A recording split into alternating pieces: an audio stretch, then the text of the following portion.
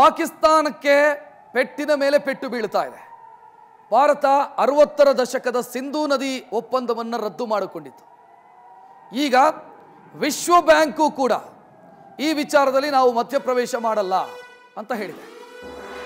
ಸಿಂಧೂ ನದಿ ಒಪ್ಪಂದದಲ್ಲಿ ವರ್ಲ್ಡ್ ಬ್ಯಾಂಕ್ನ ಪಾತ್ರ ಇಲ್ಲ.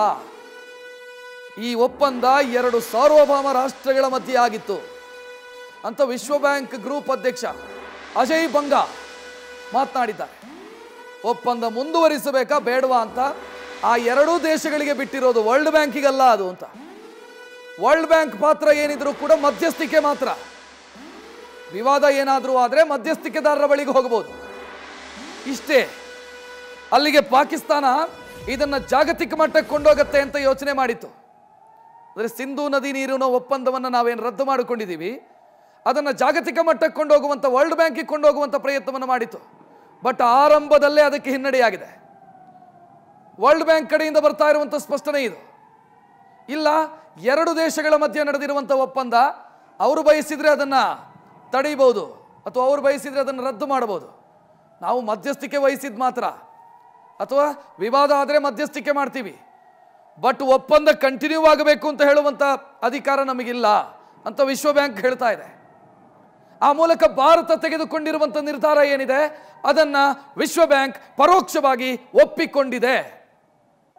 ಪಾಕಿಸ್ತಾನಕ್ಕೆ ಮತ್ತೊಂದು ಹೊಡೆತ. ಭಾರತಕ್ಕೆ ಸಿಂಧೂ ನದಿಯ ವಿಚಾರದಲ್ಲಿ ಭಾರತ ಯಾವ ನಿರ್ಧಾರವನ್ನು ಕೂಡ ತೆಗೆದುಕೊಳ್ಳಬಹುದು ಅನ್ನೋ ಗ್ರೀನ್ ಸಿಗ್ನಲ್. ಅಲ್ಲ, ವರ್ಲ್ಡ್ ಬ್ಯಾಂಕ್ ಹೇಳಿದ ಕೂಡಲೇ ನಾವೇನೋ ಅದನ್ನು ಅವ್ರಿಗೆ ಹೆದರಿ ಅಯ್ಯೋ ನಾವು ಮಾಡಲ್ಲ ಅಂತ ಹೇಳುವಂಥ ಸ್ಥಿತಿ ಇರಲಿಲ್ಲ. ಬಟ್ ಪಾಕಿಸ್ತಾನಕ್ಕೊಂದು ಅವಕಾಶ ಇತ್ತು. ಈಗ ಭಾರತ ತೆಗೆದುಕೊಂಡಂಥ ತೀರ್ಮಾನದಲ್ಲಿ ಅವರು ಇಂಟರ್ಫಿಯರ್ ಆಗಲ್ಲ, ನಾವು ಇಂಟರ್ಫಿಯರ್ ಆಗಲ್ಲ ಅನ್ನುವಂಥ ಸ್ಪಷ್ಟ ಸೂಚನೆಯನ್ನು ವಿಶ್ವ ಬ್ಯಾಂಕ್ ಕೊಡ್ತಾ ಇದೆ. ಈ ಒಪ್ಪಂದ ಆಗಿದ್ದು ಭಾರತ, ಪಾಕಿಸ್ತಾನ ಮತ್ತು ವಿಶ್ವ ಬ್ಯಾಂಕ್ ಸಮ್ಮುಖ. ನೆಹರು ಪ್ರಧಾನಿಯಾಗಿದ್ದಂಥ ಸಂದರ್ಭದಲ್ಲಿ ಆದಂಥ ಒಪ್ಪಂದ ಇದು. ಈ ಒಪ್ಪಂದ ನಾವು ಆ ನಂತರ ಯುದ್ಧಗಳಾಯಿತು. 60ರ ದಶಕದಲ್ಲಿ ಈ ಒಪ್ಪಂದ ಆದರೆ 65ರಲ್ಲೊಂದು ಯುದ್ಧ ಆಯಿತು, 71ರಲ್ಲೊಂದು ಯುದ್ಧ ಆಯಿತು, 99ರಲ್ಲಿ ಮತ್ತೊಂದು ಯುದ್ಧ ಆಯಿತು. ಈ 3 ಯುದ್ಧ ಆದ ಸಂದರ್ಭದಲ್ಲೂ ಕೂಡ ಭಾರತ ಮಾನವೀಯತೆಯ ದೃಷ್ಟಿಯಿಂದ ಈ ಒಪ್ಪಂದವನ್ನು ರದ್ದು ಮಾಡಿರಲಿಲ್ಲ. ಆದರೆ ಈಗ ಪಹಲ್ಗಾಮ್ ದಾಳಿಯಾದ ಬೆನ್ನಿಗೆ ಸಿಂಧೂ ನದಿ ನೀರು ಒಪ್ಪಂದವನ್ನು ಭಾರತ ರದ್ದು ಮಾಡಿಕೊಂಡಿದೆ. ವಾಟರ್ ವಾರ್ ಅಂತ ಕರೀತಾರೆ. ಆ ವಾಟರ್ ವಾರ್ ಆಗ್ತಿದೆ.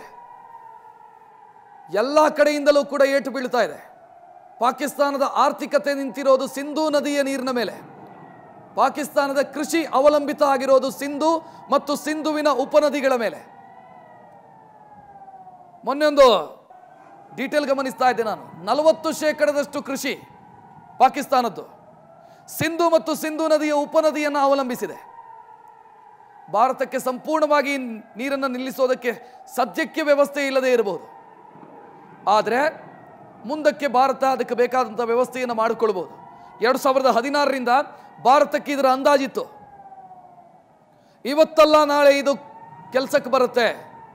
ಸಿಂಧೂ ನದಿಯ ಒಪ್ಪಂದವನ್ನು ಮುಂದಿಟ್ಟುಕೊಂಡು ಪಾಕಿಸ್ತಾನವನ್ನು ಆಟ ಆಡಿಸಬಹುದು ಅಂತ ಭಾರತ ಸಿದ್ಧತೆಯನ್ನು ಮಾಡಿಕೊಂಡಿತ್ತು. ಡ್ಯಾಮ್ಗಳ ಸಾಮರ್ಥ್ಯವನ್ನು ಹೆಚ್ಚು ಮಾಡೋದು ಮತ್ತು ಡ್ಯಾಮ್ನಲ್ಲಿ ಸಂಗ್ರಹಿಸಿದ ನೀರನ್ನು ಡೈವರ್ಟ್ ಮಾಡೋದು, ಇದಕ್ಕೆ ಬೇಕಾದಂಥ ವ್ಯವಸ್ಥೆಯನ್ನು ಭಾರತ ಮಾಡಿಕೊಳ್ತಾ ಇತ್ತು.